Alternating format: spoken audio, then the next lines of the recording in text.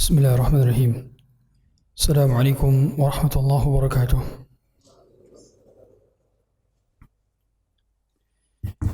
إن الحمد لله نحمده ونستعينه ونستغفره ونعوذ بالله من شرور أنفسنا وسيئات أعمالنا. من يهده الله فلا مضل له ومن يضلله فلا هادي له. أشهد أن لا إله إلا الله وحده لا شريك له وأشهد أن محمدا عبده ورسوله وصفيه من خلقه وخليله. أدى الأمانة وبلغ الرسالة ونصح للأمة وكشف الله به الغمة وجاهد في الله حق جهاده حتى أتاه اليقين وتركنا على محجة بيضاء ليلها كنهارها لا يزيغ عنها إلا هالك. اللهم صل وسلم وزد وبارك وانعم وكرم ومجد على عبدك ورسولك محمد صلى الله عليه وعلى آله وصحبه وسلم. فقال عز من قائل: يا أيها الذين آمنوا اتقوا الله حق تقاته ولا تموتن إلا وأنتم مسلمون.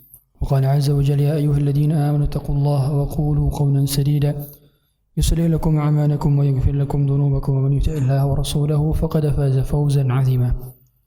أما بعد فإن أصدق الحديث كتاب الله وخير الهدى هدى محمد صلى الله عليه وسلم وشر الأمور محدثاتها وكل محدثة في الدين بدعة وكل بدعة ضلالة وكل ضلالة في النار. Hadirin sekalian dirahmati Allah Subhanahu wa taala, memurnikan tauhid dan menegakkan kembali sunnah Rasulullah sallallahu alaihi wasallam. Dua intilah yang menjadi inti sari daripada dakwah yang hak dari zaman ke zaman, dari masa ke masa, dari berlalunya waktu, dari bergantinya musim. Maka dakwah yang tidak pernah lekang oleh waktu, tak pernah lapuk oleh zaman adalah dakwah tauhid dan dakwah mengembalikan manusia kepada ajaran kemurnian dalam agama dari sunnah dan anjuran yang dilakukan oleh Rasulullah SAW. Tauhid, dia adalah perkara yang amat agung. Lihatlah bagaimana Allah sendiri mengatakan: walaqad ba'atsna fi kulli ummatin rasulan an i'budullaha wajtanibut taghut. Kami utus dari setiap manusia, dari setiap golongannya, dari setiap rasnya, dari setiap bangsanya, ada nabi di antara mereka. Allah mengutus 124.000 nabi, 313 rasul, 25 disebutkan dalam Quran, 5 menjadi ulul azmi, yang semua mereka pada akhirnya adalah berdakwah tauhid. Dan Allah sendiri mengatakan tujuan daripada diutusnya nabi adalah an i'budullaha wajtanibut taghut, hanya untuk memurnikan peribadatan kepada Allah saja dan menjauhkan daripada taghut. Lihatlah bagaimana Allah Subhanahu wa taala mengatakan dalam surah Dzariyat: "Wa ma khalaqtul jinna wal insa illa liya'budun." Tidaklah aku ciptakan jin dan manusia kecuali untuk liya'budun. Kata Ibnu Abbas, ay liyuwahhidun, hanya untuk bertauhid kepadaku. Sehingga beliau sallallahu alaihi wasallam mengatakan al-anbiya dinuhum wahid wa ummahatuhum syatta. Para nabi dan rasul itu agamanya satu, bapak mereka satu, tapi ibu mereka beragam. Yang dimaksud adalah syariat mereka beragam, tapi tauhid mereka satu. Sehingga Allah sendiri yang mengatakan huwa sammakumul muslimina min qabli wa fi hadha. Dialah yang menamakan kalian sebagai muslim. Sehingga Nabi Isa muslim, Nabi Musa muslim, Nabi Ibrahim muslim. Maka Ibrahim Yahudiyan wala Nasraniyan. Nabi Ibrahim bukan seorang Yahudi, bukan seorang Nasrani, tapi walakin kana musliman hanifan. Dia adalah seorang muslim yang hanif. Sehingga kita tahu bahwa dakwahnya para nabi dan rasul adalah dakwah tauhid. Dan saking pentingnya tauhid, Nabi SAW mulai nafas dakwahnya dengan tauhid, mengiringi dakwahnya dengan tauhid, dan mengakhiri dakwahnya dengan tauhid. Bukankah 13 tahun beliau di kota Makkah berfokus kepada dakwah tauhid? Salat belum sempurna diwajibkan. Kita tahu semua awal-awal daripada dakwah yang diwajibkan hanya salat apa? Malam, salat malam. Dan kemudian beberapa salat, 2 salat saja, tadi salat subuh dan isya, salat subuh dan asar. Sebelum zuhur, sebelum maghrib, sebelum isya diwajibkan 2 saja ketika itu. Ya, bil asyi wal ibkar, dalilnya demikian. Dan kemudian baru diwajibkan tatkala 3 tahun Rasulullah SAW di akhir beliau di kota Makkah, baru diwajibkan beliau ada peristiwa Isra Mi'raj. Tapi sebelum itu beliau hanya dakwah tauhid. Di kota Madinah pun, di antara ayat pertama yang turun juga kepada Rasulullah SAW tatkala beliau berada di kota Madinah adalah dalam surah Al-Baqarah. Allah menyatakan: am kuntum syuhada idh hadara Ya'qub al-maut idh qala li banihi ma ta'buduna min ba'di. Ingatkah kalian tatkala Ya'qub mewasiatkan kepada 12 anaknya sebelum dia menghadiri wafatnya, sebelum sakaratul maut. Apa yang ditanyakan oleh Nabi Yaqub kepada 12 anaknya? Ma ta'buduna min ba'di? Apa yang kalian sembah selepas peninggalanku? Di Madinah kita tahu semua bahwa orang telah bertauhid. Mereka bukanlah orang-orang musyrik kebanyakan. Hanya sebagian di antara mereka saja yang masih menjadi Yahudi. Tapi mayoritas sudah menjadi Muslim, muwahhid. Tapi ternyata ayat tentang tauhid ini turun di kota Madinah, yang menunjukkan tauhid tidak boleh pernah menjadi pembahasan yang dibosankan oleh kita. Tauhid harus menjadi pembahasan yang terus diulang-ulang. Syekh bin Baz itu mengulang kitab tauhid 100 kali dalam majelis-majelisnya. Begitu pula usul thalathah, begitu pula al-qawaid al-arba', diulang-ulang dalam setiap majelis-majelisnya, tidak bosan. Sudah khatam ulang lagi, sudah khatam ulang lagi, sudah khatam ulang lagi. Layaknya kita mengkhatamkan Al-Quran, sudah An-Nas Al-Fatihah lagi, sudah An-Nas Al-Fatihah lagi. Begitu yang menunjukkan bahwa tidak boleh dibosankan daripada pelajaran ini. Dan kita lihat bahwa Rasulullah pun mengakhiri daripada dakwahnya dengan dakwah tauhid. Lihatlah bagaimana beliau ketika sakaratul maut sempat-sempatnya mengucapkan kalimat. Kita tahu bahwa tidaklah seorang mengucapkan tentang kalimat-kalimat tatkala sakaratul maut kecuali kalimat itu sangat penting. Karena bagaimana mungkin seorang mengungkapkan kalimat yang tidak penting di akhir hidupnya, tidak mungkin. Maka dia akan mengucapkan kalimat wasiat yang menjadi pesan terakhir daripada inti hidupnya. Maka beliau mengatakan, la'anallahu al-yahuda wan nasara ittakhadhu qubur anbiya'ihim masajid. Semoga Allah laknat orang Yahudi dan Nasrani yang menjadikan kuburan-kuburan nabi mereka sebagai masjid. Lihat bagaimana pesan tauhid tetap ada di nafas terakhir yang sebelum dihembuskan oleh Rasulullah tatkala beliau diangkat nyawanya oleh malaikat Jibril. Tapi pesan tauhid itu ada dan hadir di akhir hayat hidup beliau. Pada saat perang saja kalah. Pada saat perang Uhud mungkin kalah secara teori matematika, tapi menang secara teori akhirat. Karena 70 orang sahabat mati syahid, dan mati syahidnya sahabat bukan kekalahan tapi kemenangan di sisi para sahabat radhiyallahu anhum. Maka Rasulullah SAW meyakini bahwa demikian ini mampu mencederai tauhid para sahabat. Mungkin saja mereka menganggap gunung Uhud sebagai gunung sial. Maka Rasulullah menghempaskan daripada pemahaman kesialan tersebut. Tidak boleh ada orang yang menganggap tempat sial, waktu sial, umur sial, anak sial, tidak boleh. Maka beliau mengatakan, Uhudun jabalun yuhibbuna wa nuhibbu. Gunung Uhud ini adalah gunung yang kami mencintai dan dia pun mencintai kami. Di sini Rasulullah mengajarkan kepada para sahabat bahwa pada dasarnya tidak ada korelasinya terbunuhnya 70 sahabat itu dikarenakan karena gunung. Karena gunung Uhud pun mencintai kita dan kita pun mencintainya. Ini pelajaran tauhid, hadirin. Pelajaran tauhid yang kalau kita tidak sadar, maka beliau sedang mengajarkan kita pada tauhid. Lihatlah bagaimana ketika beliau mengajarkan tauhid dalam kondisi di mana beliau mau menikah saja sempat mengajarkan tauhid kepada kita. Pada saat menikah Ummu Salamah, menikah dengan Aisyah di bulan apa? Syawal. Di bulan Syawal. Tujuan daripada pernikahan beliau apa? Supaya menghempaskan pemahaman orang-orang musyrikin, orang-orang jahiliyah, bahwa orang yang menikah di bulan Syawal itu cepat cerainya, cepat sialnya. Maka beliau sengaja menikah di bulan Syawal, sengaja menikah di bulan-bulan yang dianggap sial oleh kaum musyrikin, dan beliau sengaja menikahinya sebagai bentuk untuk menyingkirkan daripada pemahaman kesyirikan di sisi para sahabat radhiyallahu anhum. Lihatlah bagaimana beliau sallallahu alaihi wasallam secara tegas pada saat perang Hunain. Kita tahu semua perang Hunain pada saat beliau telah ada Fathu Makkah. Makkah telah ditaklukkan dan beliau masuk ke dalam kota Makkah dalam keadaan menunduk, tidak menyombongkan diri, sampai-sampai dagu beliau sampai menyentuh leher saking nunduknya. Berarti nunduk sekali kan? Nunduk sekali, dan mighfarnya menyentuh daripada punuk untanya. Betul-betul menunduk. Dan ketika sudah sampai kota Makkah dikumpulkan daripada tokoh-tokoh yang selama ini membenci Islam, Safwan bin Umayyah, Ikrimah bin Abi Jahal, Al-Mughirah bin Syu'bah, dan yang lain-lain. Dikumpulkan yang belum meninggal dunia. Sebagian sudah meninggal pada saat perang Badar, perang Uhud, perang Khandaq, sudah meninggal. Tapi sebagian lagi belum meninggal. Nah, tokoh-tokoh yang belum meninggal dikumpulkan Rasulullah SAW. Maka beliau mengatakan, "Ma tazunnun anni fa'ilun bikum?" Bagaimana pendapat kalian tentang apa yang aku lakukan kepada kalian? Kira-kira mau aku apain kalian? Subhanallah.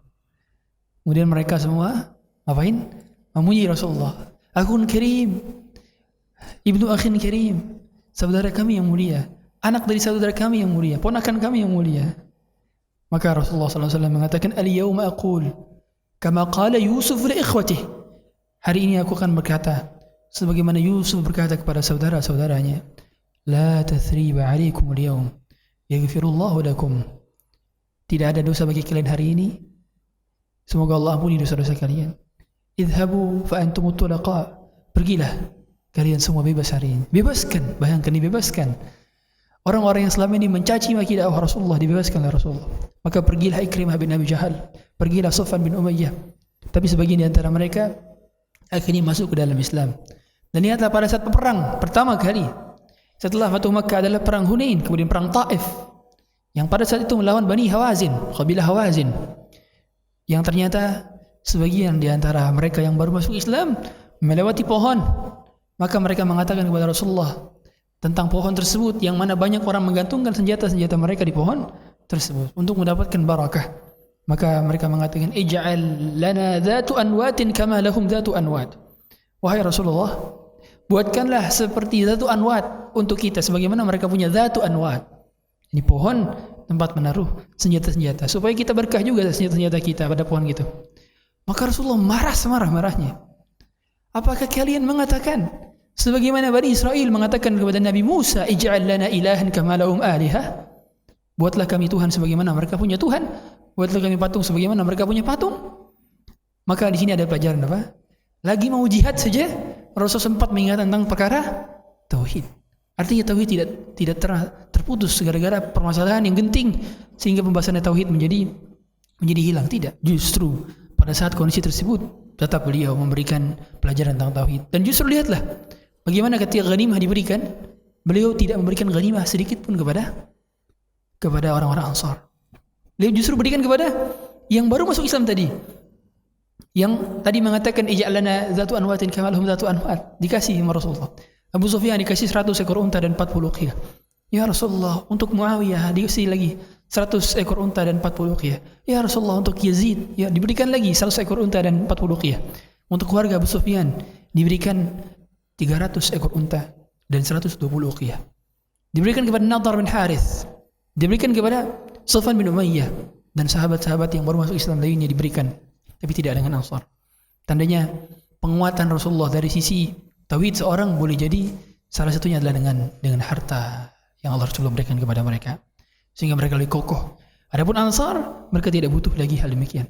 Cukuplah kembalinya Rasulullah ke negeri asalnya, atau ke negeri di mana beliau pada saat ditolong oleh Ansar, yaitu ke Madinah. Sudah cukup menjadi kebahagiaan bagi Ansar. Tatkala beliau sallallahu alaihi wasallam mengatakan, "Amma tardun an yadhhab an-nas bisyah wa antum tadhhabuna bi nabiyyikum ila rihalikum?" Tidakkah kalian ridha bahwa mereka semua pulang dan membawa sapi-sapi mereka, dengan bawa unta-unta mereka, dengan bawa kambing-kambing mereka, sedangkan kalian pulang membawa nabi-nabi kalian, membawa nabi kalian ke dalam rumah-rumah kalian? Tidakkah itu membuat kalian cukup dan senang? Maka Ansar pun menangis hingga jenggot mereka basah dengan air mata. Hal demikian menjadikan pada dasarnya tauhid tidak boleh pernah lekang oleh waktu dan tidak boleh lapuk oleh zaman. Hadirin sekalian dari Allah Subhanahu wa taala. Di antara tugas dakwah Nabi sallallahu alaihi wasallam selain daripada menggunakan kalimat tauhid, maka lihatlah bagaimana beliau sallallahu alaihi wasallam juga menjunjung tinggi sunnah beliau sallallahu alaihi wasallam. Berulang-ulang kali dan menjadi nasihat terakhir yang beliau sampaikan sebagaimana hadis Al-Irbad bin Sahriyah. Wa'adana Rasulullah sallallahu alaihi wasallam mau'izatan wajilat minha al-qulub wa dharafat minha al-uyun. Wa dhalika sabihata al-yawm. Beliau menasihati para sahabat ba'da subuh. Dan itu beliau menasihatinya dengan membuat para sahabat hati bergetar, membuat mereka menangis, menitikkan air mata. Dan antara nasihatnya adalah alaikum bisunnati wa sunnati al-khulafa ar-rasyidin al-mahdiyyin min ba'di addu 'alaiha bin nawajidh. Hendaknya kalian menggenggam teguh sunnahku, sehingga sunnah ini bagian daripada hal yang menjadi pokok agama. Sunnah definisi beragam. Sunnah menurut definisi usul fiqh adalah segala dalil kecuali Al-Quran. Jadi dalil selain daripada Al-Quran adalah as-sunnah. Adapun sunnah menurut definisi fiqih adalah ma yuthabu fi'luhu wa la yu'aqabu tarkuhu. Itu menurut fikih, apa yang diberi pahala ketika mengerjakan, tidak diberikan dosa ketika meninggalkan. Sunnah menurut ilmu hadis, ma udhifa ila Nabi sallallahu alaihi wasallam min qaulin aw fi'lin aw taqririn. Apa yang dinisbatkan kepada Nabi sallallahu alaihi wasallam dari perkataan, perbuatan dan takrir beliau kepada para sahabat yang melakukan sesuatu. Sehingga ini dalam ilmu hadis. Dan dalam ilmu perkara akidah dan segala hal yang menjadi ajaran beliau sallallahu alaihi wasallam, sehingga kita mengatakan as-sunnah. Oleh karenanya para ulama dalam kitab tauhid mereka, akidah mereka, sering kali mereka mengatakan al-islamu huwa sunnah wa sunnatu hiya al-islam. Islam adalah sunnah dan sunnah adalah Islam. Sehingga apa yang menjadi kemurnian dari ajaran Islam itulah sunnah yang kita sebut. Dan sunnah itulah hadiah Islam. Maka tidak ada yang mampu menyelamatkan kita dari ajaran yang benar kecuali kita memahami sebenar-benarnya Islam. Dan sunnah ini adalah sebenar-benarnya Islam. Karena apa yang menjadi akidahnya Nabi sallallahu alaihi wasallam dan para sahabat, apa yang menjadi kelakuan dan perilaku mereka, akhlak mereka, itulah kesunahan. Karena pada akhirnya tidaklah beliau diutus kecuali dengan kesempurnaan untuk dijunjung tinggi oleh umatnya. Hadirin sekalian rahmat Allah Subhanahu wa taala. Sunnah. Banyak sunnah-sunnah yang redup hari-hari ini. Dan sebagian sunnah sudah mulai berkembang. Kalau kita lihat terlebih dahulu, di zaman dahulu banyak orang yang mungkin bingung apa itu salat istisqa. Tapi tahun lalu subhanallah banyak sekali ketika kemarau sunnah salat istisqa itu disyariatkan di beberapa. Saya kemarin tahun 2023 sekitar bulan November saya mengalami salat istisqa di, kalau nggak salah sekitar Bekasi sini, saya lupa nama daerahnya. Nah itu demikian berarti coba kalau kita lihat flashback 20 tahun lalu, 10 tahun lalu, mungkin orang apa itu salat istisqa, bingung. Tapi ternyata sudah bermunculan. Dulu mungkin kalau kita pakai pakai ankle pants, celana di atas mata kaki, dianggap orang kebanjiran. Sekarang sudah biasa orang di mana-mana menggunakan sunnah. Dulu mungkin sebagian instansi risih dengan menggunakan jenggot, tapi lihatlah sunnah ini sudah mulai tersebar. Gara-gara apa? Gara-gara disyiarkan. Gara-gara orang tidak malu mengenakannya. Demikian. Maka kita tidak boleh malu mengenakan sunnah Rasulullah SAW. Dan sunnah tercermin pada akhlak kita juga. Lihatlah bagaimana kalau dulu mungkin ucapan salam hanya kepada orang yang dikenal saja. Sekarang kalau kita lihat hampir setiap kali ketemu ada ucapan salam, assalamualaikum. Dan itu termasuk sunnahan. Bahkan di antara perkataan Rasulullah pertama kali ketika beliau masuk kota Madinah, kata Abdullah bin Salam, kata beliau adalah saya mendengar pertama kali ketika beliau masuk kota Madinah adalah afshus salama bainakum. Tebarkanlah salam kepada kalian semuanya. Karena dengan salam inilah tumbuh kecintaan dari orang beriman kepada orang beriman lainnya. Tumbuh kasih sayang dari orang beriman kepada orang beriman lainnya dengan salam. Maka kesunahan dari setiap yang kita tahu itu amalan sunnah, kerjakan agar kita dijadikan sebagai ahli dalam amalan tersebut. Sebagaimana Imam Ahmad sebagaimana kata Ibnu Jauzi, keliling dunia 2 kali untuk mengumpulkan musnadnya. Jadi beliau punya kitab hadis, kumpulan hadis-hadis yang beliau syahri, itu beliau butuh 2 kali keliling dunia. Ya, mungkin ada beberapa wilayah yang lebih dahului Imam Ahmad sebelum Ibnu Battuta, mungkin. Tapi ternyata Imam Ahmad setiap kali menuliskan satu hadis dalam musnad beliau mengamalkan. Padahal beliau itu hafal berapa? Alfi hadis. 1 juta hadis. Beliau mengamalkan setiap kali beliau mau menuliskan di dalam kitab musnadnya 1 hadis diamalkan dulu sebelum menuliskan. Di antaranya beliau mendapati hadis bahwa Nabi sallallahu alaihi wasallam haji pada saat itu dengan menggunakan kendaraan. Maka beliau sallallahu alaihi wasallam, Imam Ahmad pun datang ke kota Makkah dari Baghdad. Bayangkan, dari Baghdad datang ke kota Makkah dengan kendaraan, tawaf pun dengan kendaraan, sa'i pun dengan kendaraan. Ya, untuk mengikuti sunnah Rasulullah. Baru pun dicatat dalam hadisnya. Satu ketika beliau mendapati Rasulullah SAW pernah bekam dengan membayar 1 dinar. 1 dinar itu 4,25 gram emas. Dikali berarti 1 gram emas baru sekarang 1,3 juta, 1,4 ya. Nah, mungkin 5 juta, let's say 5 juta. Bayangkan, 1 kali bekam 5 juta. Antum pernah?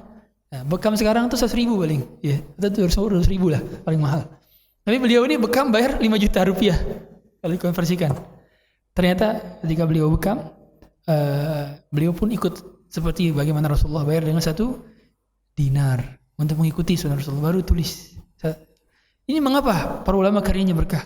Karena mereka bertakwa, karena mengamalkan sunnah.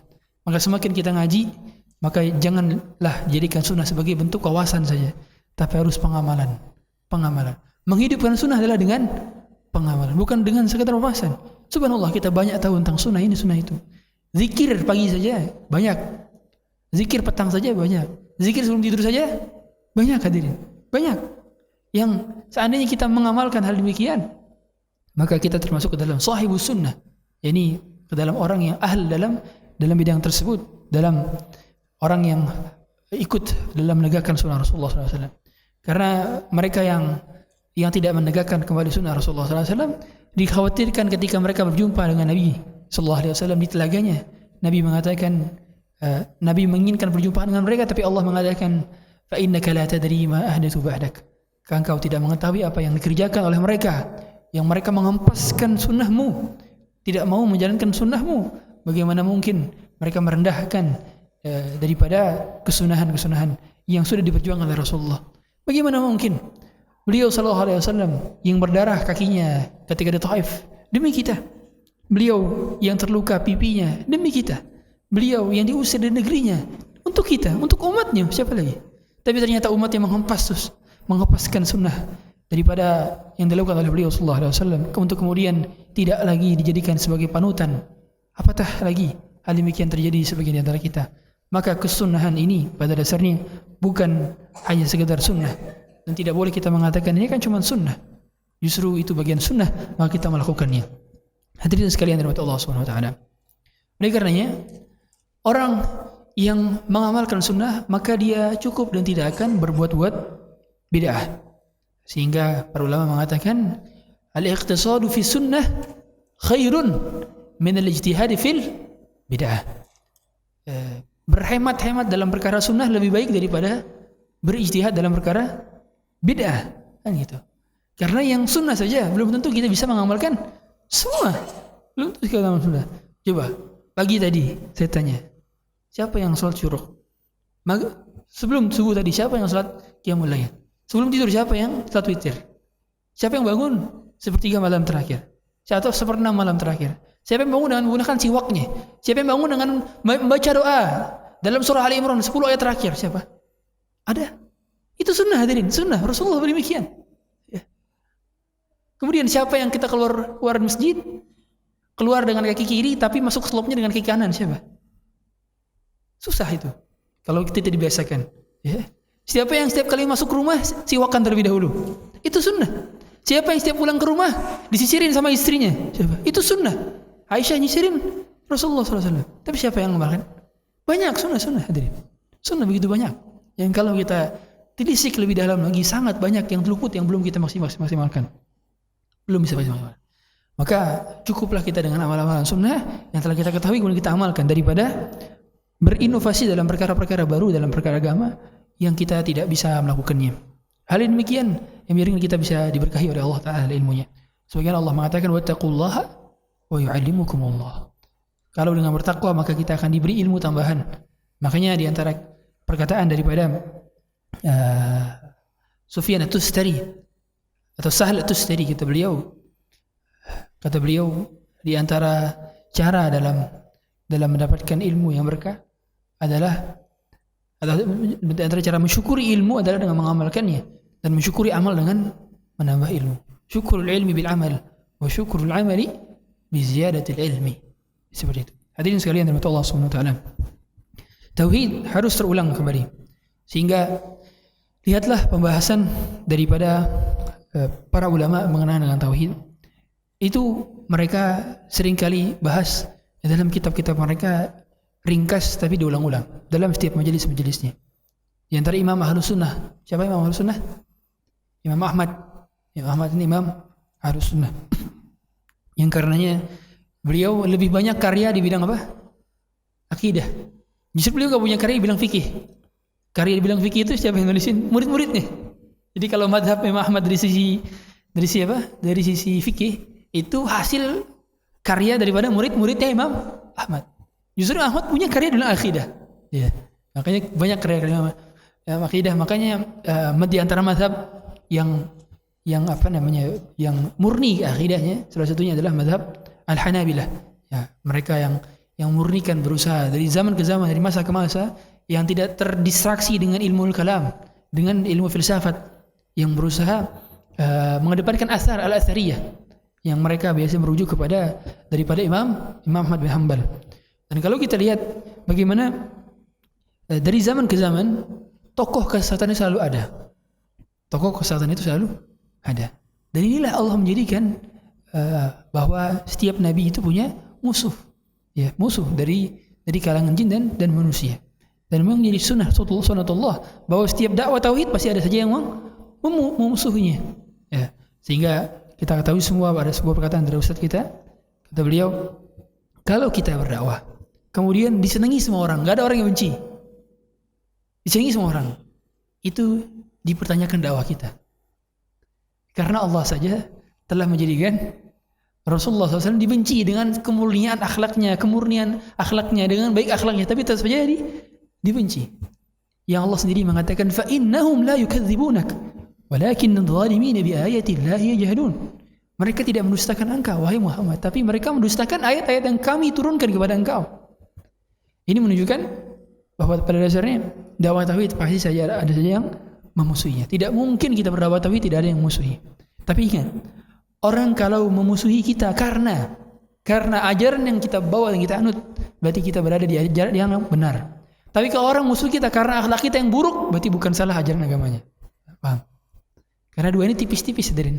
Tipis-tipis. Boleh jadi orang benci bukan gara-gara isi kontennya tauhid benar, tapi gara-gara akhlak kita yang buruk. Maka hati-hati. Jangan sampai orang benci karena akhlak. Karena kafir Quraisy tidak benci Rasulullah karena akhlak beliau. Mereka benci kepada Rasulullah karena apa? Karena konten yang beliau bawa. Dengan demikian, maka jangan sampai orang benci kepada kita karena akhlak kita. Tapi benci karena konten kita nggak masalah. Berarti itu dibawa kebenaran. Karena yang sunnatullah, bahwa kebenaran sudah pasti ada musuhnya. Ya. Hadirin sekalian yang dirahmati Allah Subhanahu wa taala, dakwah tauhid pada dasarnya menjadikan seseorang nantinya akan selamat di akhirat. Dan kita lihat daripada para sahabat yang mereka telah terdidik dengan dakwah tauhid sejak lama, maka ketika datang perintah sesuatu dan haramnya sesuatu, maka mereka langsung bergegas untuk melakukannya. Maka saya katakan, kenapa ada sebagian orang yang sudah ikut pengajian bertahun-tahun, tapi ternyata masih kerja di tempat yang haram, di sektor yang haram, di perbankan konvensional, di asuransi konvensional, di perusahaan judi, di perusahaan khamar, perusahaan rokok, masih bekerja dengan tender-tender yang haram. Ketahuilah, boleh jadi karena hijrah tidak dimulai dengan hijrah tauhid. Kenapa saya katakan demikian? Karena para sahabat, mereka ketika mudah untuk meninggalkan kebiasaan lama, hobi lama, pekerjaan lama, karena mereka mulai dengan hijrah akidah, hijrah tauhid. Makanya mengapa kata Aisyah, ayat-ayat yang turun pertama kali adalah ayat-ayat tentang surga, neraka, hari kiamat, dan ayatnya pendek-pendek. Di antara ciri surat Makkiyah itu pendek. Diawali dengan kul biasanya. Kalau kul, nah itu bisa surat Makkiyah karena ada argumentasi yang sedang dipaparkan kepada orang kafir Quraisy. Dan juga diawali dengan ya ayuhan nas, surat Makkiyah.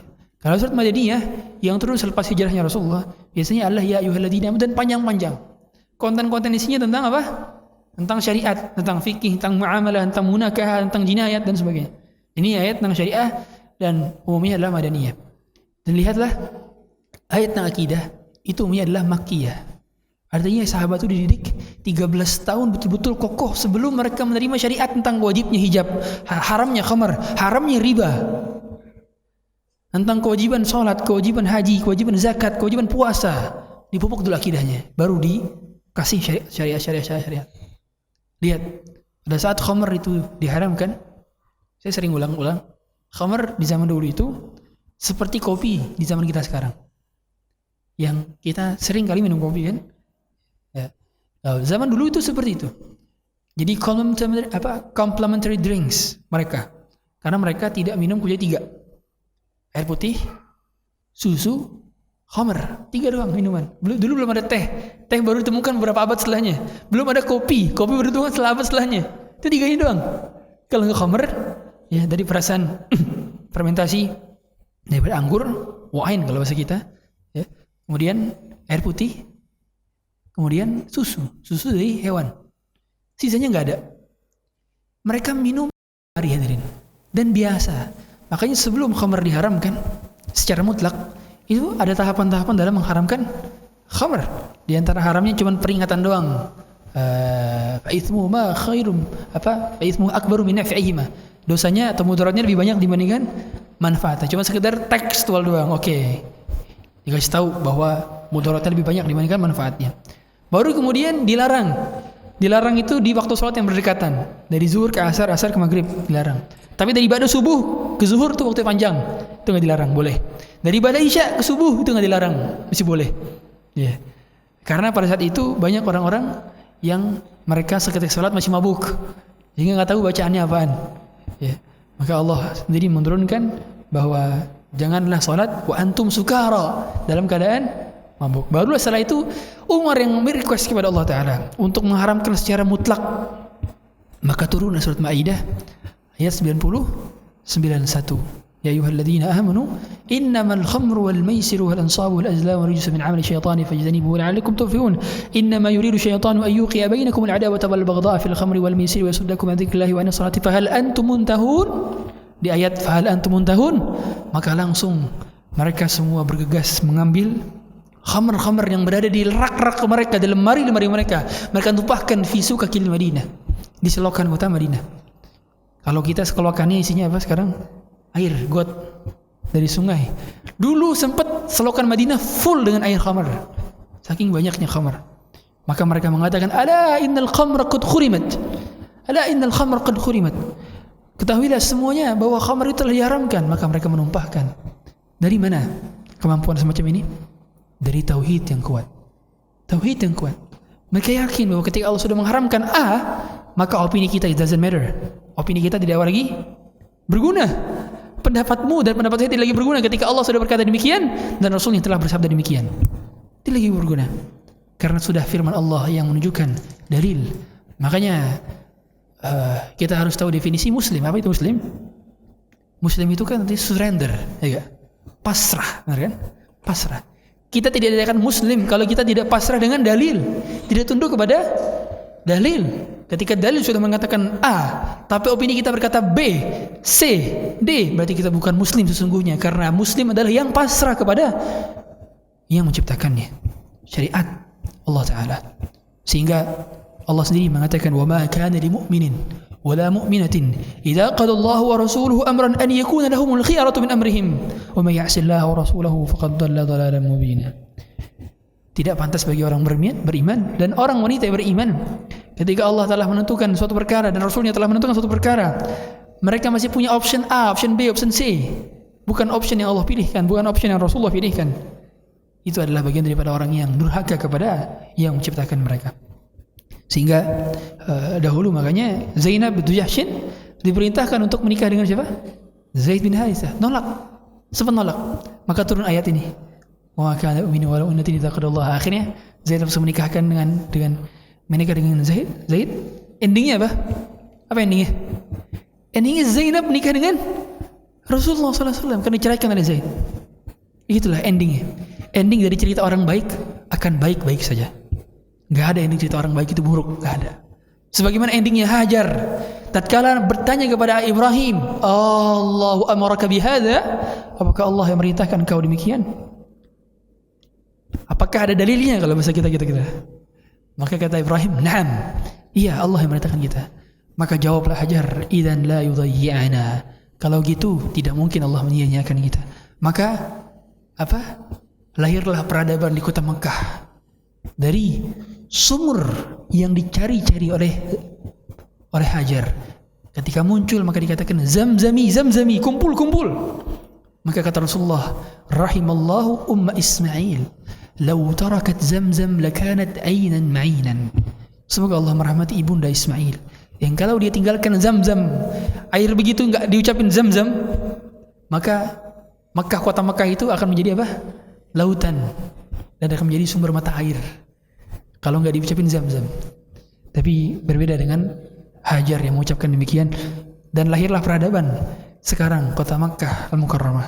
Kota Makkah itu nggak akan ada kalau Hajar tidak menerima untuk ditempatkan di situ. Tapi Hajar menerima. Tapi menjadi kota yang dirindukan jutaan umat muslim di seluruh dunia. Kota yang menginginkan setiap kita untuk kembali ke sana. Kota yang muncul siapa? Rasul dan Nabi terakhir Rasulullah SAW. Kota yang menjadi syiar bagi tauhid. Berawal dari apa? Ketaatan Hajar kepada suaminya Ibrahim. Tidak mau dipindahkan. Dia nggak request. Kenapa engkau taruh saya di sini? Nggak banyak protes. Tapi ternyata demikianlah yang menjadikan orang taat kepada dalil, karena dia bisa berpengaruh pada anak keturunannya. Lihatlah bagaimana ternyata kesalehan kita, ketauhidan kita bisa juga berpengaruh kepada anak-anak. Makanya Nabi Ibrahim juga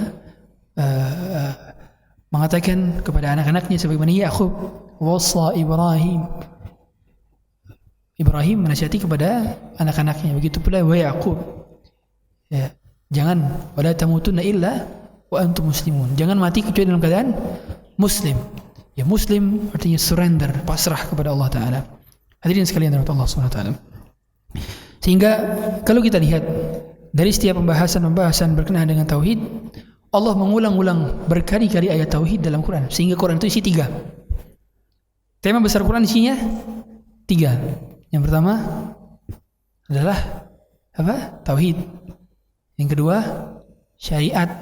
Yang ketiga kisah, qasas.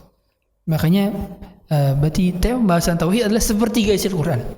Makanya mengapa suratul Ikhlas ta'dilu thulutsal Quran. Surat Ikhlas itu setara dengan sepertiga Al-Quran. Kenapa?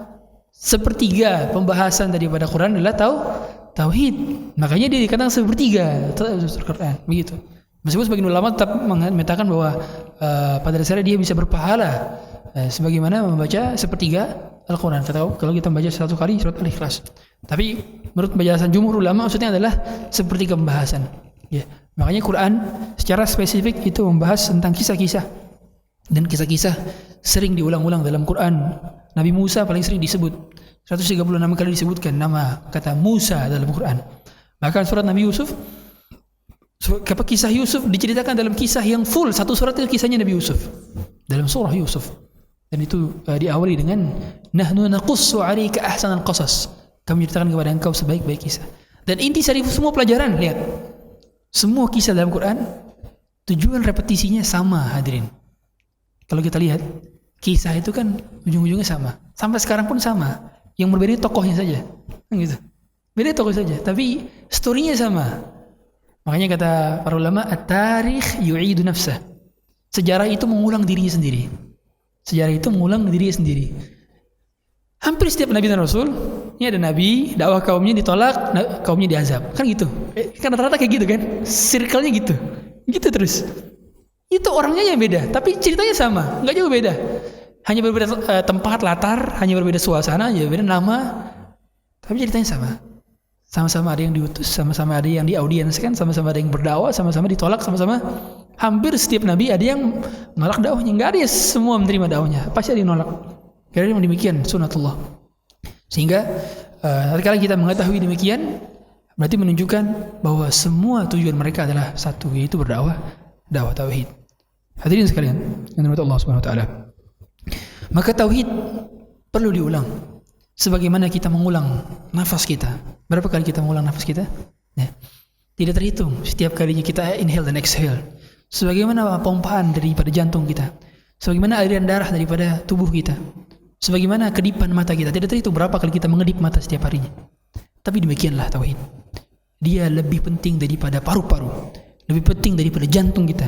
Lebih penting daripada kedipan mata, ayunan tangan, langkahan kaki. Lebih penting daripada itu semua. Karena kebutuhan kita kepada tauhid melebihi kebutuhan kita kepada makan dan minum. Kalau makan dan minum hanya menegakkan jasad, tapi tauhid mampu menegakkan ruh. Dan kebutuhan kita kepada makanan ruh lebih penting daripada kebutuhan kita kepada makanan jasad. Maka setiap di antara kita tidak ada yang boleh merasa bosan untuk belajar daripada tauhid. Hadirin sekalian dari Allah Subhanahu wa taala. Oleh karenanya kalau kita melihat kembali lagi pembahasan para ulama berkenaan dengan kemurnian daripada sunnah Rasulullah SAW, maka kita harus mampu menghidupkan kembali sunnah-sunnah yang hilang. Dengan cara apa? Belajar. Tidak mungkin kita bisa mengetahui sunnah kecuali dengan belajar. Sebagaimana beliau sallallahu alaihi wasallam mengatakan, "Man sanna fil Islam sunnatan hasanatan falahu ajruha wa ajru man 'amila biha min ba'dih min ghairi an yanqusa min ajrihim syai'a." Siapa yang menghidupkan kembali sunnah, maka dia mendapatkan pahala orang yang mengikuti sunnah tersebut. Dan betapa banyak kita dapati sudah banyak sunnah yang hilang. Di antara kesunahan di zaman beliau yang sekarang saya dapat di Indonesia sedikit sekali. Azan subuh itu 2 kali. Ada di daerah saya jarang.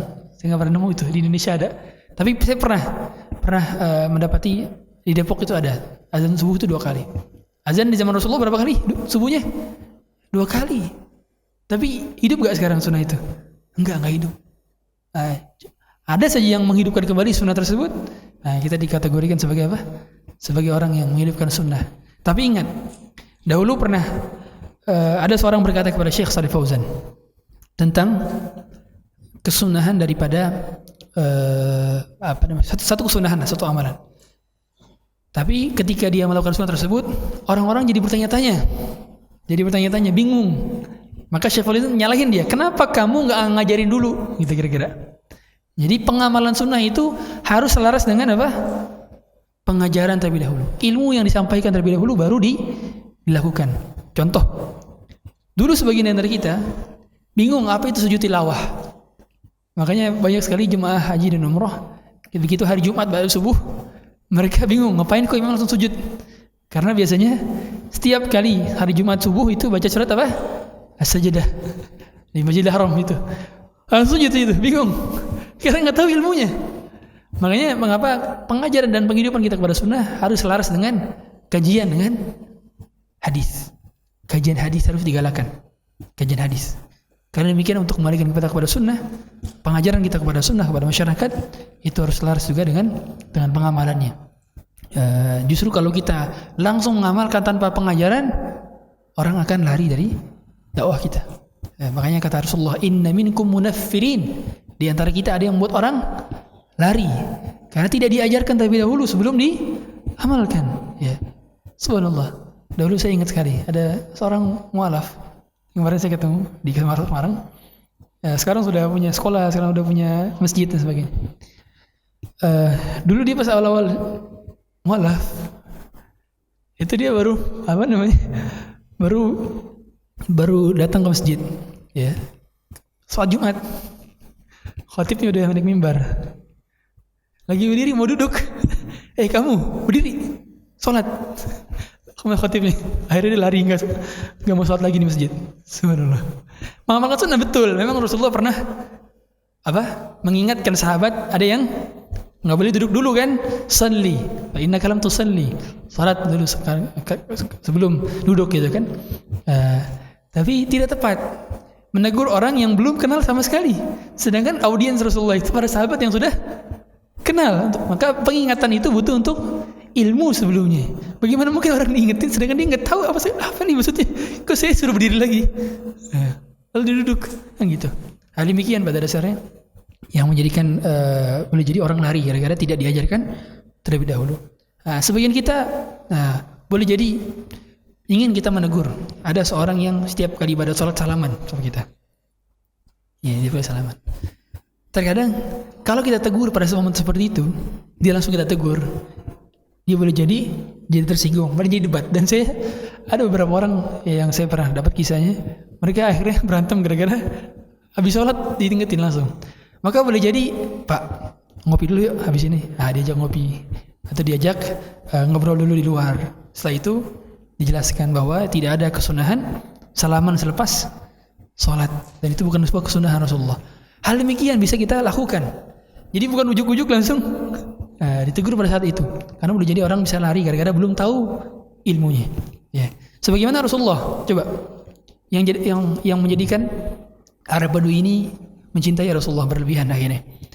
Pada saat Arab Badui kencing, gitu kan? Ja'a Arabiyun wa bala fi ta'ifatin min al-masjid.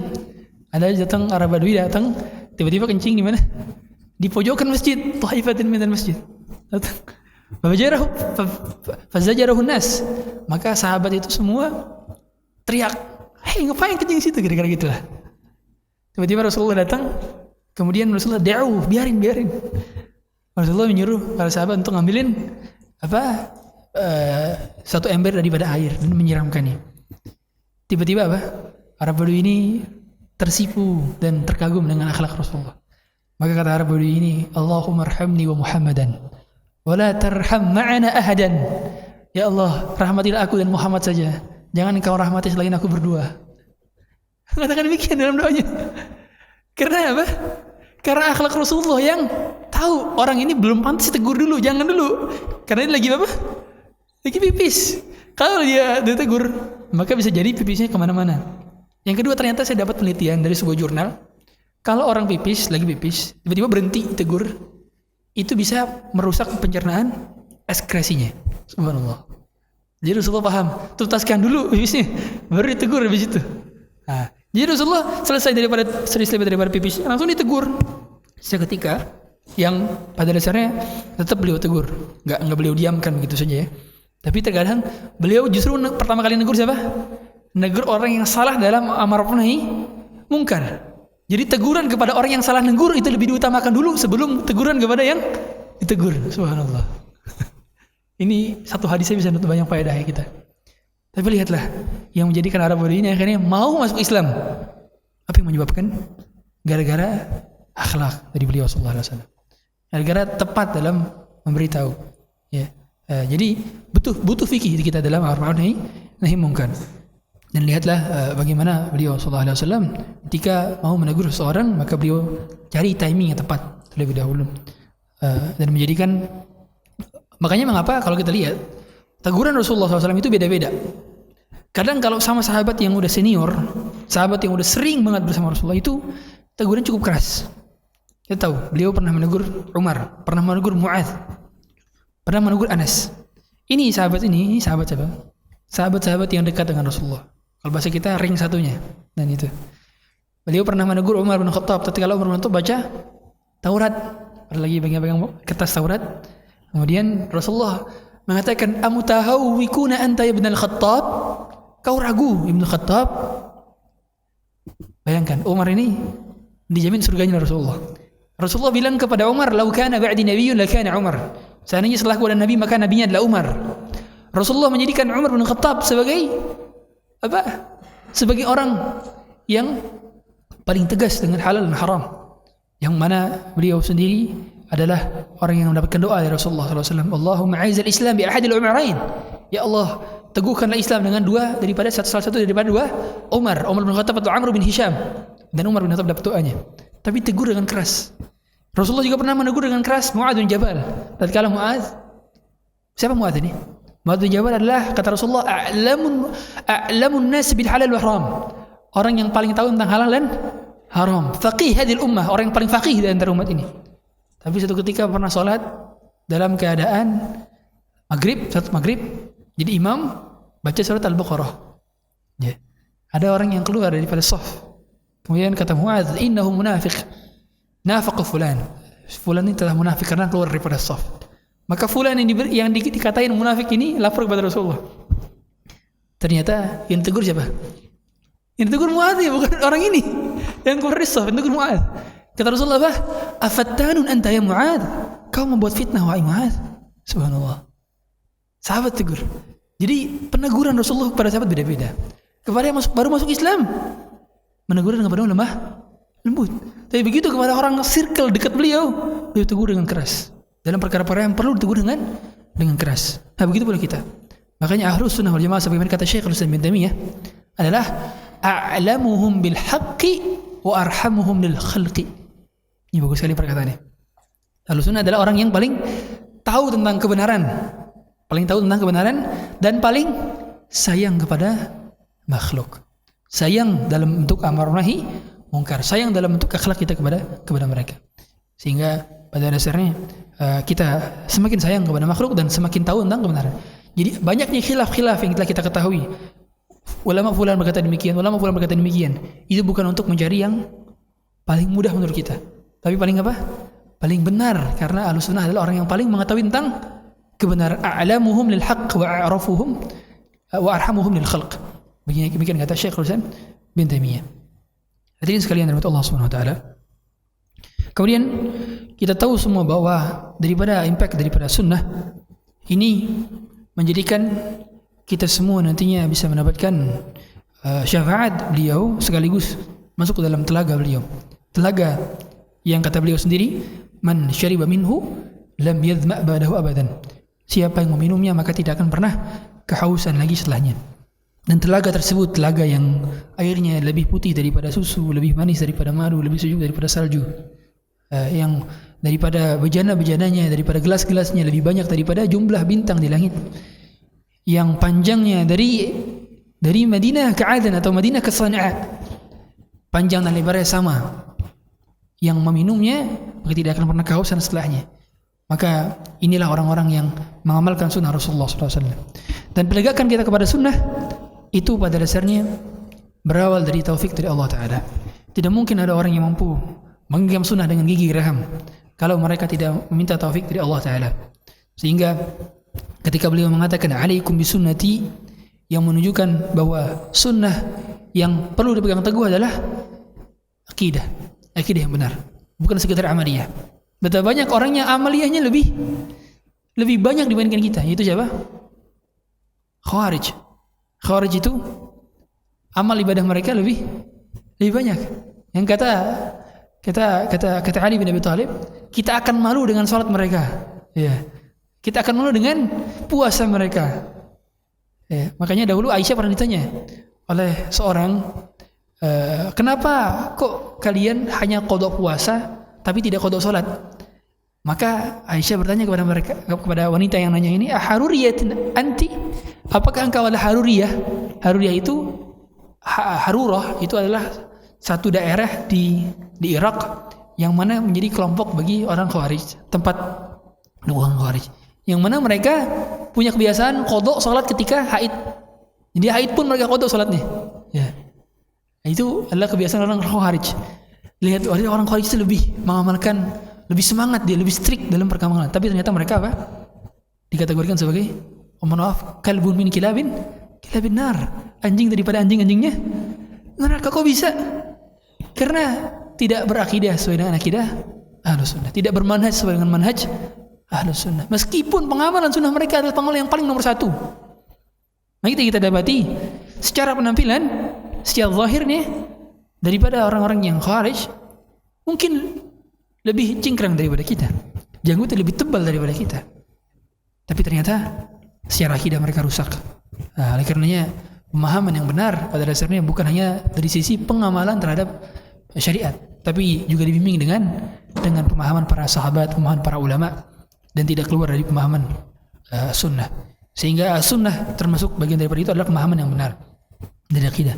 Makanya kata para ulama, ketika Rasulullah mengatakan bahwa umatku sataftariq ummati ila 73 firqah, akan berpecah jadi 73 golongan, itu maksudnya kata para ulama adalah 73 akidah.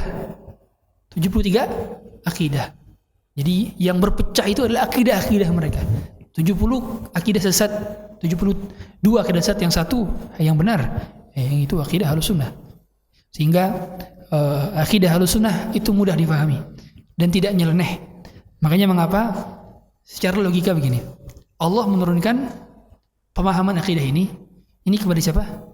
Seluruh makhluk, kan gitu. Dari segala macam strata pendidikannya.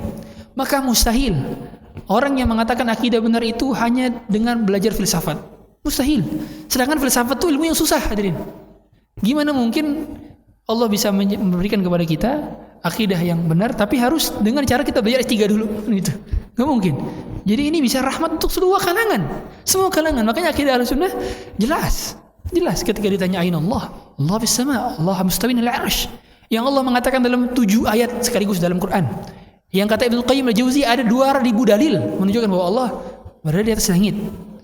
Jadi akidah yang benar itu mudah untuk kita pahami. Jadi sangat salah sekali kalau akidah benar itu harus dipelajari dengan filsafat. Sangat keliru sekali.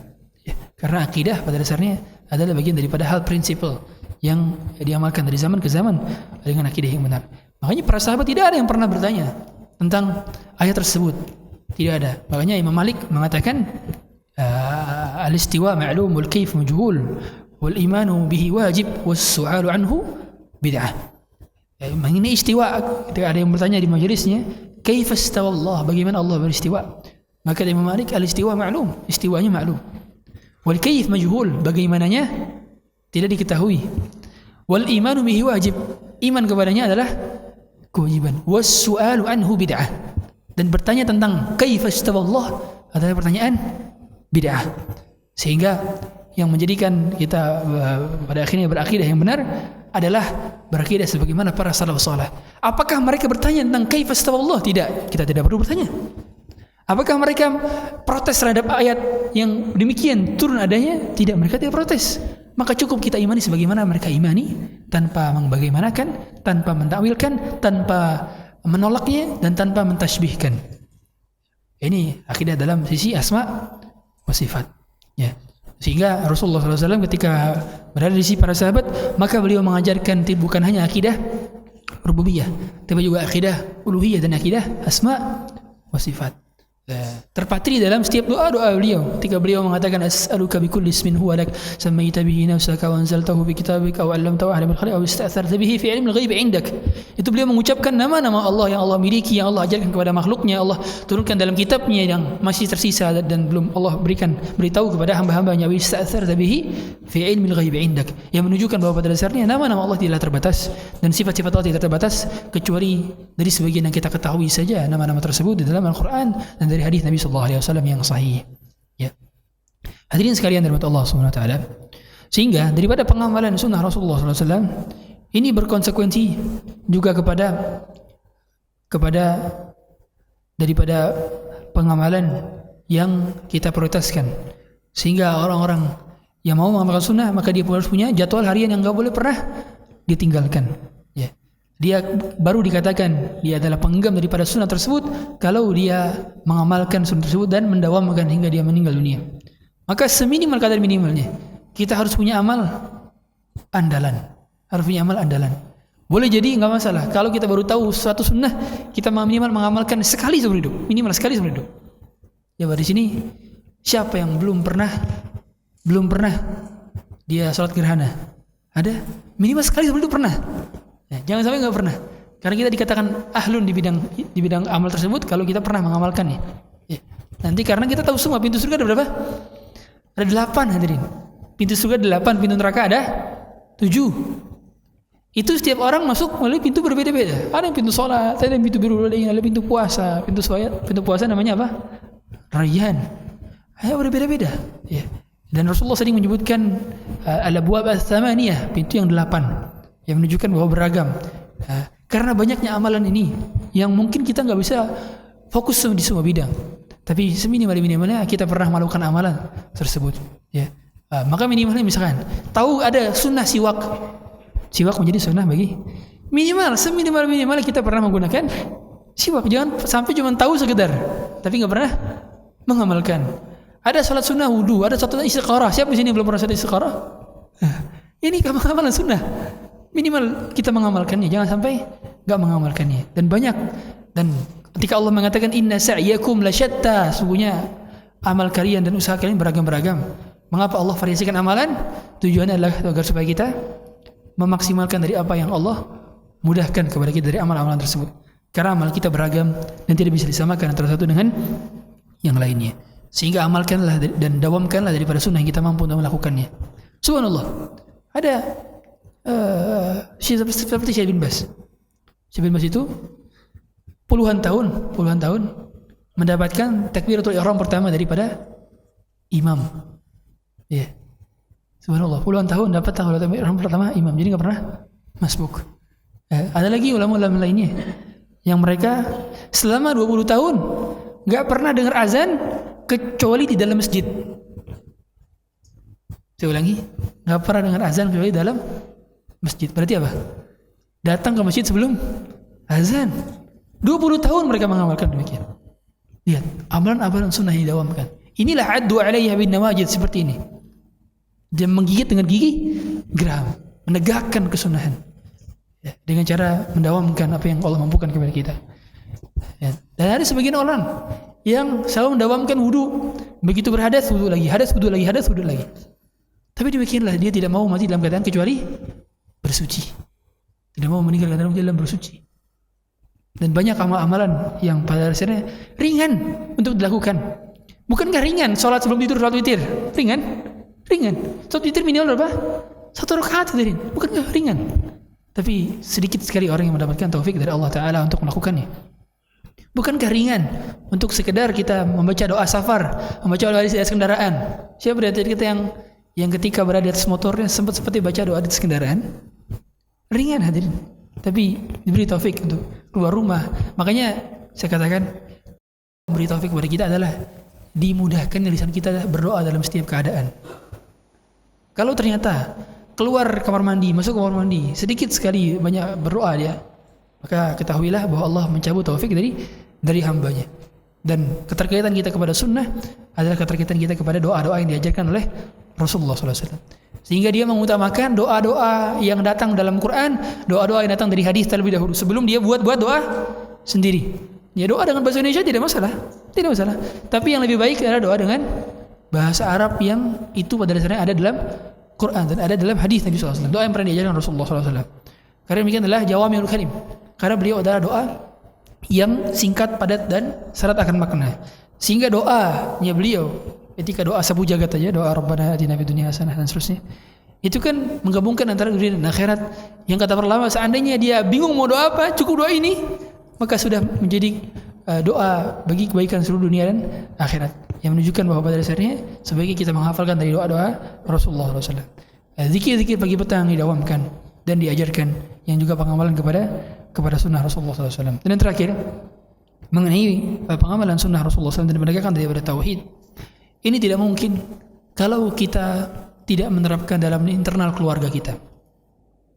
Saya sering ulang-ulang berkali-kali, sunnah itu ditegakkan sebelum jauh ke orang-orang, ditegakkan dalam internal keluarga. Karena pada akhirnya yang menegur kita, yang membuat lingkungan itu terjadi, itu adalah dalam internal keluarga. Jadi tatkala kita sudah mengetahui suatu amalan, yang pertama kali diajar adalah keluarga, istri, anak, orang tua, diajarkan hal demikian agar pengamalan sunnah itu ada. Ya, betapa sering kita ketika punya rumah baru enggak dibaca Al-Baqarah, ada sunnah membaca surat Al-Baqarah. Betapa sering orang tua yang masuk ke dalam rumahnya tidak mengucapkan salam. Betapa sering kita tidak mengajarkan anak kita kalau di waktu-waktu aurat tidak boleh masuk kamar. Padahal ada 3 waktu aurat, yaitu pada Isya, sebelum subuh, dan waktu menjelang zuhur. Salatu auratil lakum, dalam Al-Quran Allah sebutkan demikian, 3 aurat. Ya, harus minta izin dahulu. Itu sunahan. Betapa sering kita mendapati tidak adanya bacaan Quran dalam Quran, tidak adanya sholat sunnah dalam Quran, tidak adanya sholat sunnah dalam rumah. Padahal sholat sunnah yang paling baik dikerjakan di dalam rumah. Sebagaimana kata Rasulullah SAW, afdalu salatil mar'i fi baitihi ila al-maktubah. Dalam riwayat Ahmad, Rasulullah menyebutkan demikian, bahwa sebaik-baik salat adalah dalam rumah kecuali salat maktubah, itu salat wajib. Sehingga pengamalan sunnah semacam ini dimulai dari internal keluarga kita. Bagaimana mungkin kita bisa menciptakan masyarakat yang madani kalau tidak dimulai dari keluarga? Maka pengamalan sunnah dimulai dari keluarga, dan penegakan tauhid pun dimulai dari keluarga. Dan orang yang sudah menegakkan tauhid, maka tercermin dari akhlaknya, terlihat dari lisannya. Kalau lisan setiap hari dia mengucapkan kalimat-kalimat Allah dalam lisannya, dia tidaklah menisbatkan kesuksesan pada usahanya, tapi dia mengatakan ini murni karena taufik dari Allah, ini murni karena Allah yang memudahkan, ini murni karena pertolongan Allah, dan sebagainya. Maka ketahuilah ini adalah implementasi dia bertauhid. Tapi kalau masih saja ada ungkapan-ungkapan dalam setiap kali ada pencapaian terjadi, ini semua karena usaha saya, ini semua karena kerja keras tim, tapi tidak mengucapkan kalimat Allah di awalnya, berarti percuma dia belajar selama ini karena tidak mengamalkan ilmunya. Bukan kita tahu semua orang Yahudi itu terlaknat karena kenapa? Tidak mengamalkan ilmunya. Ghairil maghdubi alaihim waladhdallin. Al-maghdubi alaihim al-yahud wa dhalin an-nasara. Sebagaimana kata penyair, kata Ibnu Ruslan dalam Manzumah Zubat, وعالم بعلمه لم يعملا معذب من قبل عباد الوثن ومن كان بغير علم يعمل أعماله مردة لا تقبل.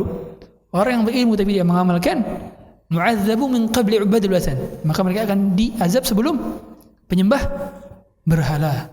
Wa man kana bighairi ilmin ya'malu, mereka yang punya ilmu tapi mereka yang mengamalkan tapi tanpa ilmu, a'maluhu mardudatun la tuqbalu, maka amalnya tertolak karena tidak sesuai dengan sunnah. Maka dua inilah yang menjadikan fondasi daripada amal kita diterima, yaitu al-ikhlas dan al-ittiba' Nabi sallallahu alaihi wasallam. Ikhlas artinya bertauhid dan ittiba' artinya mengamalkan sunnah.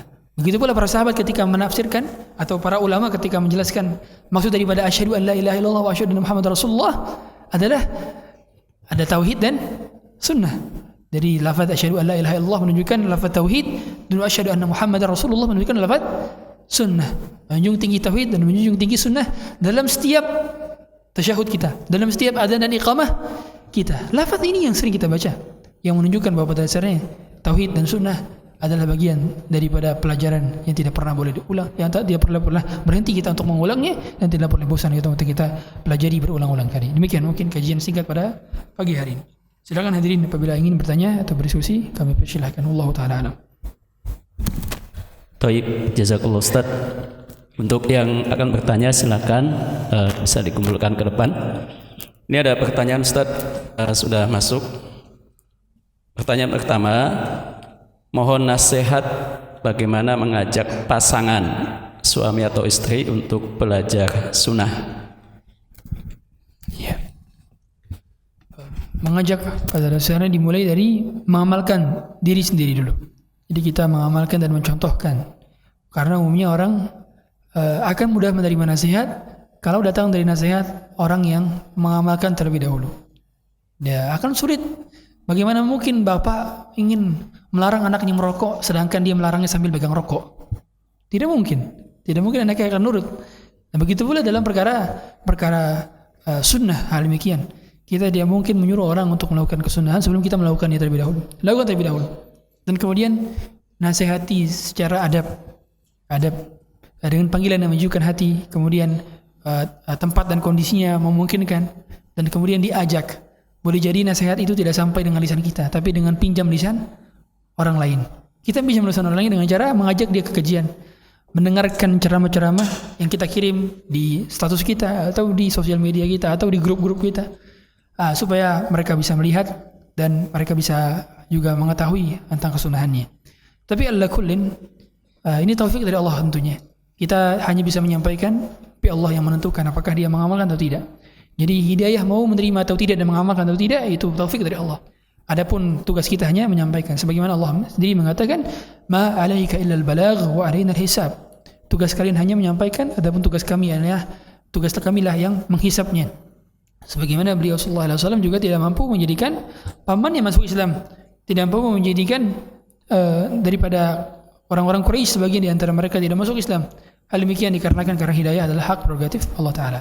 Sebagaimana Nabi Nuh tidak mampu menjadikan istrinya dan anak-anaknya masuk dalam kapalnya, Nabi Lut tidak mampu menjadikan istrinya juga selamat daripada azab Allah. Tidak mampu menjadikan Asiyah suaminya untuk masuk ke dalam Islam, Fir'aun. Hal demikian adalah hak prerogatif Allah. Tapi kita hanya menyampaikan dengan lembut dan banyak-banyak berdoa. Jangan sampai kita lebih sering menasihati daripada berdoa. Ingat, doalah yang menolong hamba-hamba. Ya, dahulu saya sering kali ngurus santri, sekali pondok, saya ngurus santri, dan saya dapati santri banyak yang enggak taat sama peraturan. Saya lapor ke Ustaz, saya udah didik mereka, saya udah kasih hukum, ternyata enggak taat.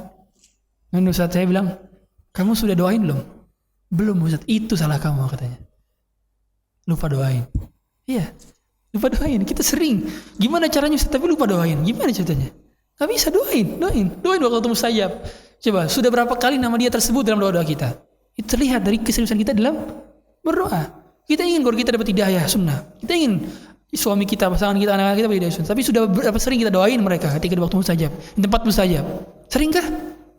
Kalau jarang berarti sedikit kesungguhan kita untuk mendakwahkan mereka. Ingat, dakwah dengan doa juga termasuk bagian daripada ikhtiar. Wallahu a'lam. Yang kedua Ustaz, ada seorang mahasiswi yang kuliah di salah satu universitas yang jauh dari lingkungan sunnah. Nah, bagaimana cara mengistiqomahkan dia di tengah-tengah lingkungan tersebut? Ya, pertama pilih teman, jangan teman sama semua orang. Jangan teman sama semua orang. Tapi kenal tidak masalah, sekedar kenal tidak masalah tentu. Tapi menjadikan kawan, pilih-pilih. Dan tidak perlu ikut-ikut kegiatan yang ikhtilat, karena biasanya kampus-kampus yang jauh daripada sunnah itu ada kegiatan-kegiatan ikhtilat. Entah itu apa namanya, kegiatan-kegiatan yang banyak ikhtilatnya, kumpul-kumpulnya dan sebagainya. Ini sebaiknya dihindarkan. Dan tidak perlu ikut organisasi-organisasi, karena biasanya di kampus itu banyak organisasi. Organisasi pula ini banyak sekali organisasi. Dan itu mengkonsekuensikan Anda harus sering-sering kumpul, akhirnya ikhtilat. Dan betapa sering saya dapati orang awalnya berhijab, tapi gara-gara kawan-kawan udah berhijab dia buka. Awalnya mungkin sedikit rambutnya kelihatan, leher kelihatan, lama-lama semua dibuka. Gara-gara pergaulan. Ya.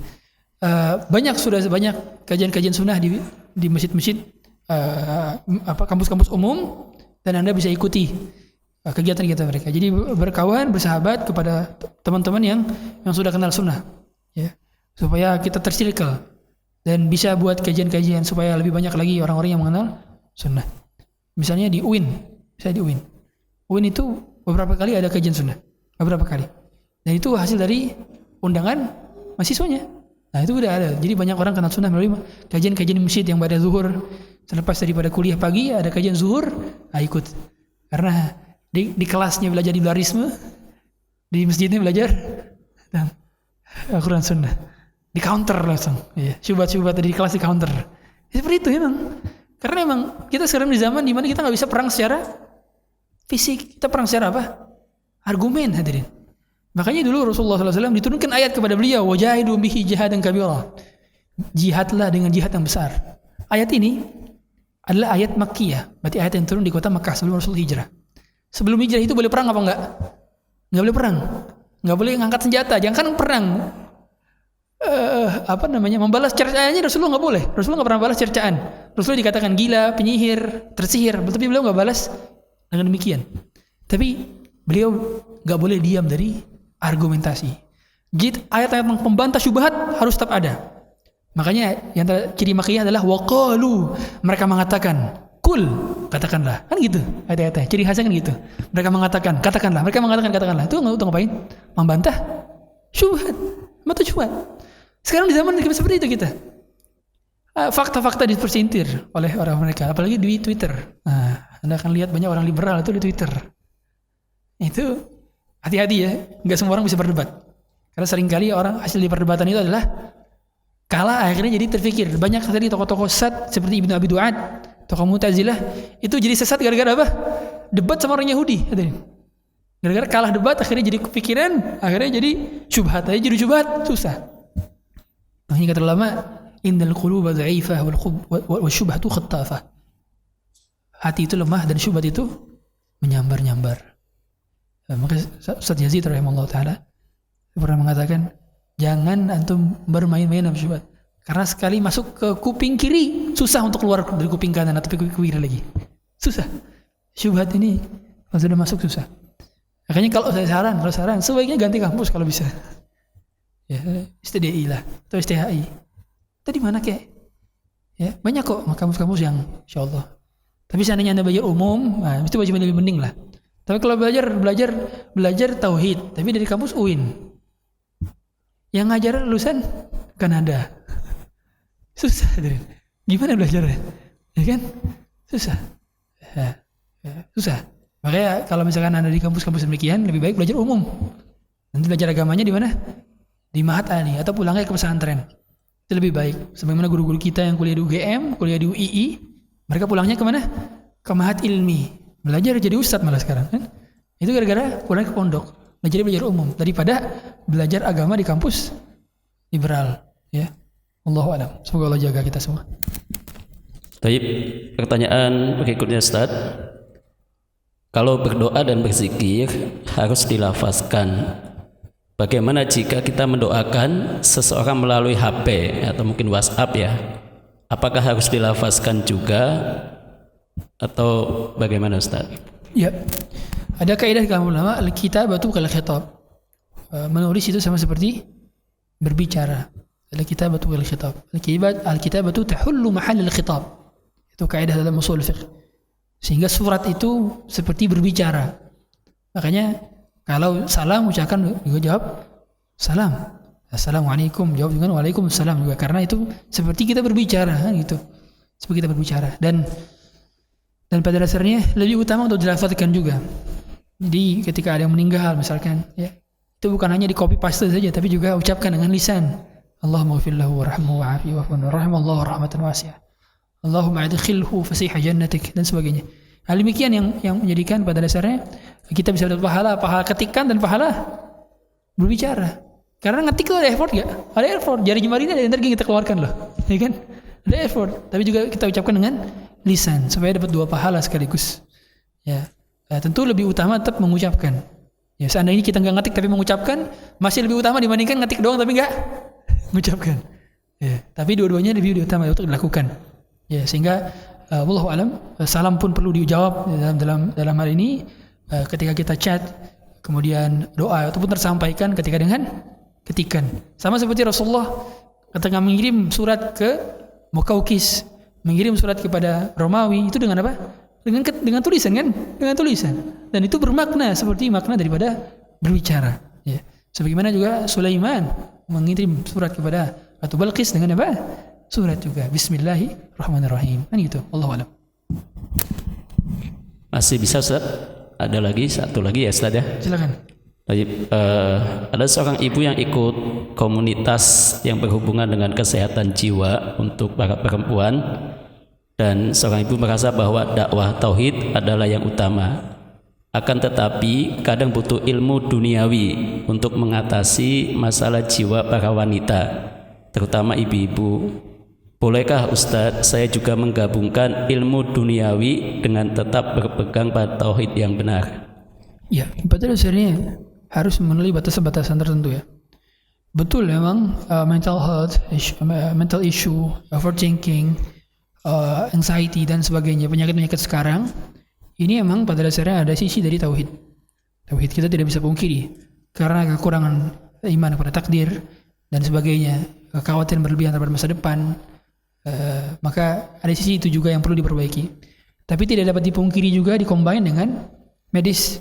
Sebagaimana saya pernah dengar dari Ustaz Dr. Hanul Bahrin, kata beliau ada sisi medis juga yang perlu diperbaiki ketika orang punya penyakit demikian, karena itu ada sisi dari si genetik yang nggak masalah kalau memang hal demikian dibuktikan secara saintis.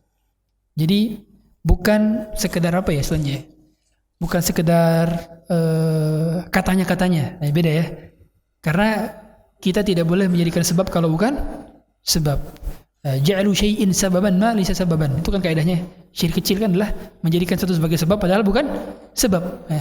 Seperti contoh, zaman dulu tuh antum pernah ngalamin gak tuh gelang kesehatan? Apa namanya? Power balance. Ternyata power balance itu setelah diteliti itu nggak ada kesehatan, nggak ada unsur kesehatannya, cuma brandingin doang. Branding ini pakai orang atlet dan sebagainya, itu nggak ada sisi kesehatannya. Itu kita menjadikan sebab padahal bukan sebab. Syirik berarti itu termasuk. Ya, hati-hati. Karena harus dibuktikan secara medis. Karena sebab itu ada 2. Sebab kauni berupa saintis dan sebab syar'i berupa dalil. Kan gitu.